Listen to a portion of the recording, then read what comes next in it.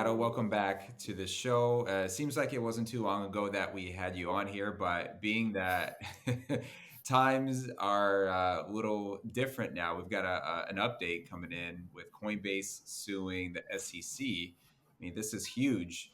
So, wanted to get your thoughts. First of all, quick introduction about yourself and what you do, and then we can jump into the Coinbase situation. Sure, sure. Thank you again for inviting me. It's a pleasure to discuss with you this subject, as it was the other one too.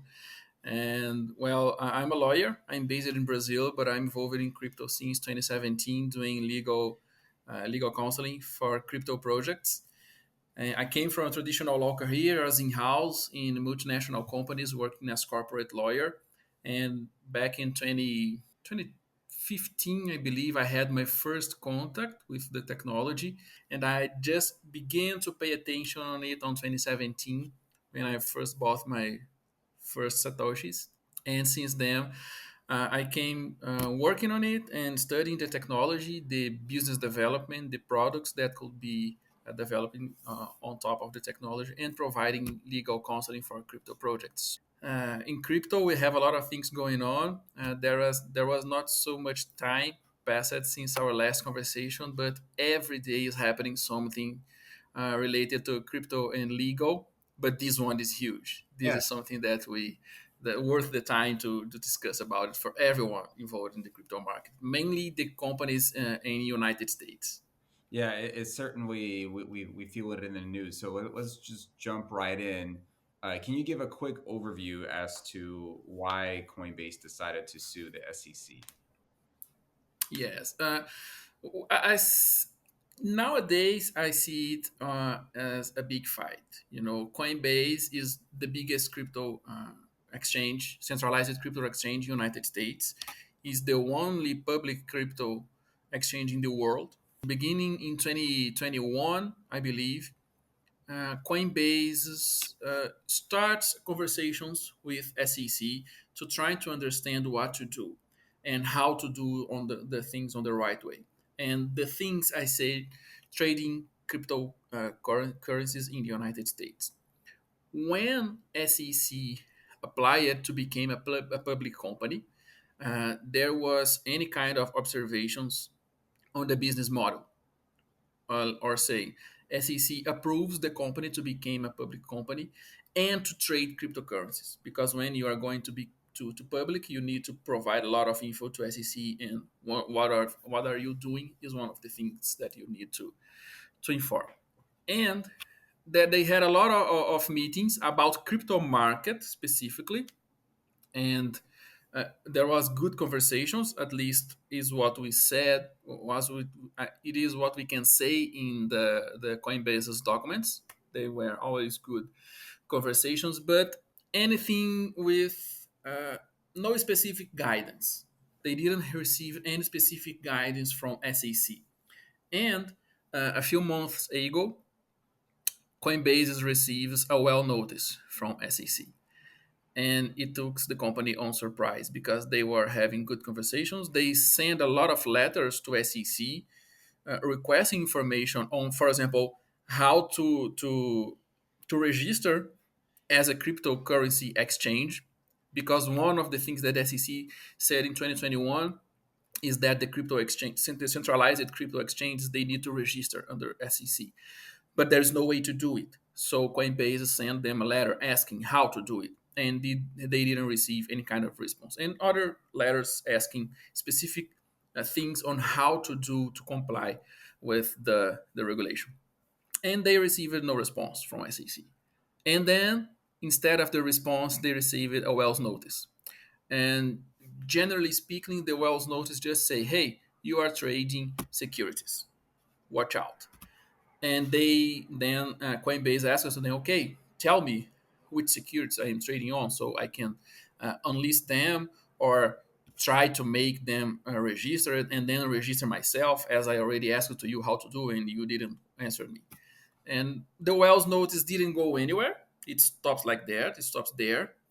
And we had on the past week, I believe so, uh, Gary Gensler on the chamber, speaking on the chamber, and it was Well, the video is on YouTube.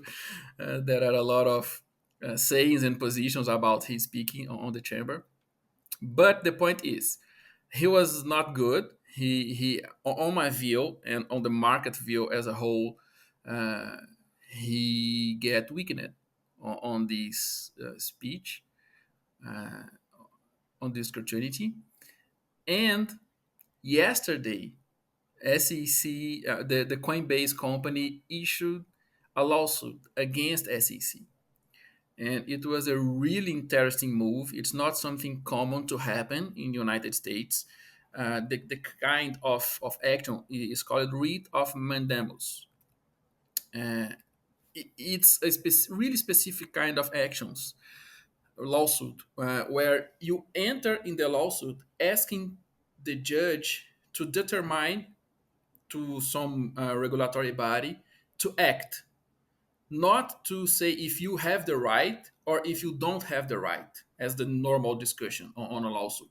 You just say, hey, judge, I need something and I tried this something, but the competent regulatory body didn't answer me. So please ask them to answer me because you are the judicial power, you have powers to do it. And I alone, I don't have more anything to do than ask you to them to do it.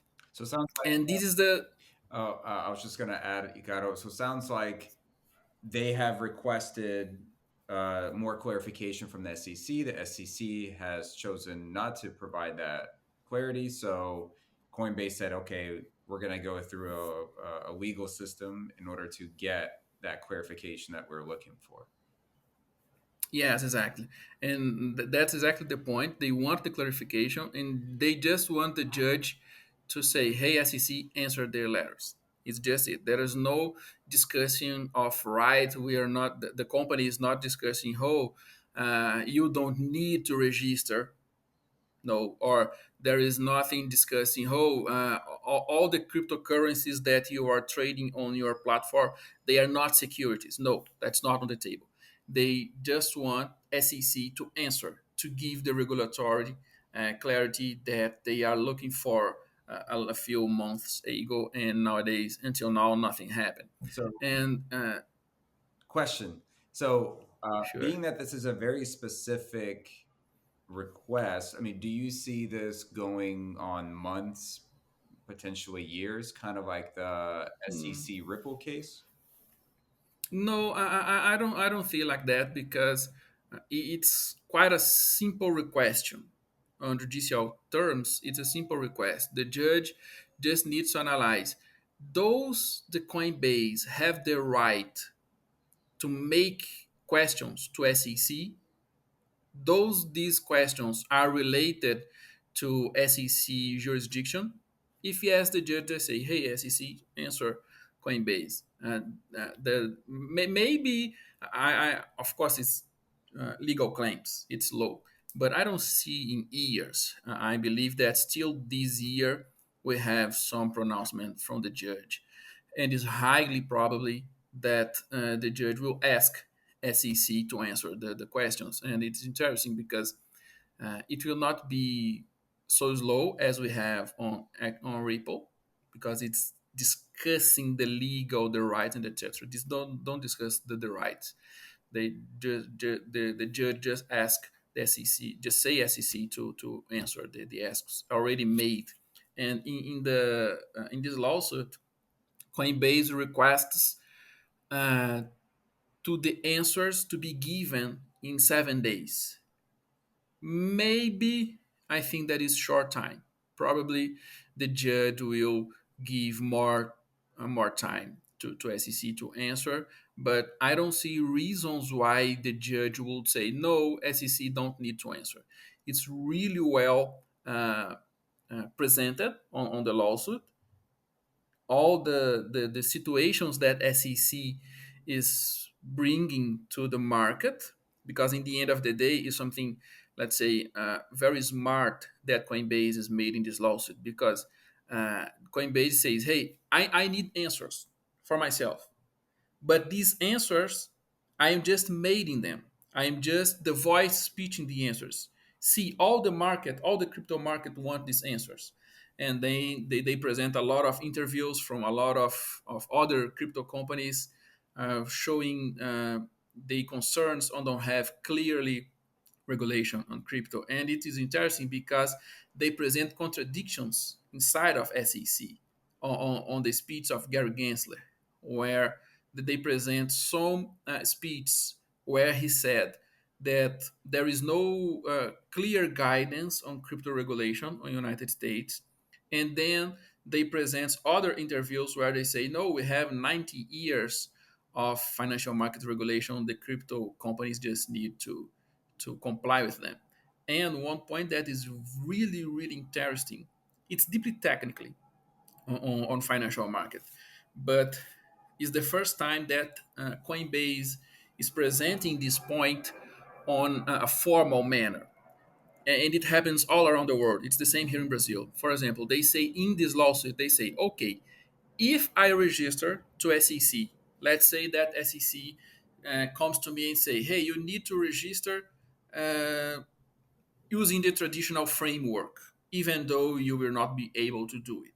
Let's say that somehow Coinbase managed a way to do it, and then he get registered. They get registered under SEC. In the moment that they are registered as a security platform, trade platform, they will not be able to trade cryptocurrencies because the authorized companies to trade securities in the United States, they are allowed to trade only securities. They cannot trade anything else other than securities. And it is the same all around the world. We have just one specific exception that allow platforms that are registered under the financial market regulators to trade tokens, cryptocurrencies. Not exactly cryptocurrencies, but they can trade tokens. And they are the crowdfunding platforms because the tokens are just an instrument of sharing participation on the companies that are raising the money. But to trade cryptocurrencies, it's a problem all around the world. And on my view, what Coinbase is saying is, hey SEC, I'm asking the judge to you to answer me. But see, you are not in an easy point. Because if you answer me to register as a traditional securities trade platform, there is no way for me to do it. There is no way because I am a public company. I have my own shares registered, and I go through all the process. And okay, I'm working as a public company, but there is no way for me to register as a trading as a platform of trading securities because the technology works different. We have a lot of different players in this market. We don't have, for example, the same infrastructure of market maker that we have in the traditional financial market. We work completely different. If you say that me, it will not be possible to do. And in the other hand, if somehow I manage how to do it, you are killing a company. You are killing a public company that you allowed to become a public company. Because when I became a public company, I present to you all my business plan and all the things that I want doing. So if you allow me to be a traditional trading platform, I will not be allowed by the laws, by your regulation, to trade cryptocurrencies. So you will be killing one of the biggest company on the crypto market in the world. Are you sure? Do you want to do it? And I think that Gary Gensler is in a very difficult position if the judges accept the request. Absolutely. Now, this seems to be not necessarily Coinbase versus the SEC, but this seems to be crypto versus the SEC. And there's been Yes. some whispers around maybe potentially other exchanges getting involved.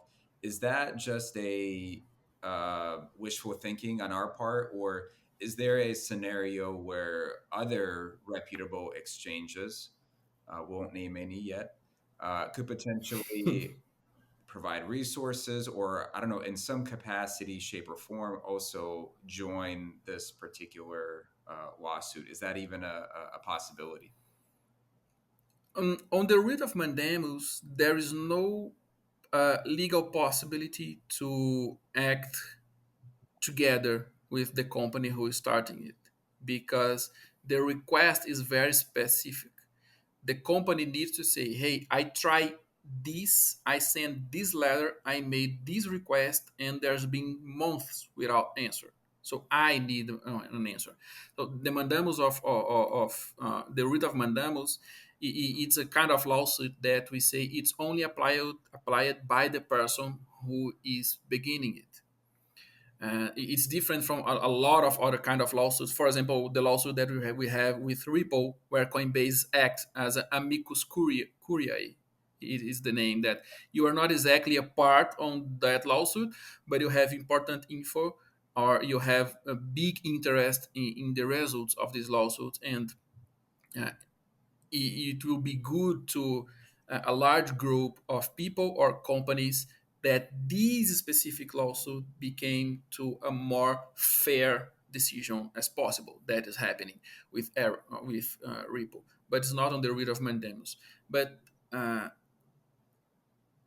I think that we will be very naive if we don't imagine that other big crypto exchanges aren't somehow involved, at least supporting on the legal drafting of the documents. Despite Coinbase have a really qualified legal team, I will not be surprised if they are talking with other legal teams in other crypto companies, because it will affect all the market. Yeah, it seems like it's going to take a whole army of legal experts to be able to get this. I'll say a W. We'll call it a win, right? Because for us, people in the industry, we certainly want that clarity, and sometimes, through the court system, that's the best way to get that. Ícaro, always a pleasure. Thank you so much for your insight. We'll certainly stay up to date with all the latest, and I'm sure I'll be having you back for more updates with Coinbase and other legal stories that come up. So appreciate you taking the time to connect. Where can people find you? You can find me on LinkedIn as Ícaro Avelar. Is where I produce my English content, and in on Instagram on Portuguese content, Ícaro Avelar too. Wonderful. All right. Till next time. And thank you for the invitation again. It was always a pleasure, and I hope to be back as soon as possible with a good decision to the crypto market. And just another point, on my view, okay, and I know that people in crypto, we are very curious, let's say. I don't believe that this situation between Coinbase and SEC is just Coinbase and SEC fight. People can Google, but there is a big asset management that offers cryptocurrencies to their clients through Coinbase. And I will not be surprised if somehow this big asset management would be interested to have a more uh, easy legal framework for crypto markets in United States. So in my particular view, I believe that this is the first step of the gaming changing of framework of legal framework on crypto in United States, because we have this really big asset management that work together with Coinbase, and they have powers to make the discussion work better on the crypto market than just us, the traditional crypto degens wanting screaming with SEC. Well said, Ícaro. Yeah, definitely. It'll be interesting to stay up to date with that, and hopefully nothing but good news moving forward. But we're here for it. We'll see what happens. Thanks a lot for your time. Sure, appreciate, man. Thank you for the invitation.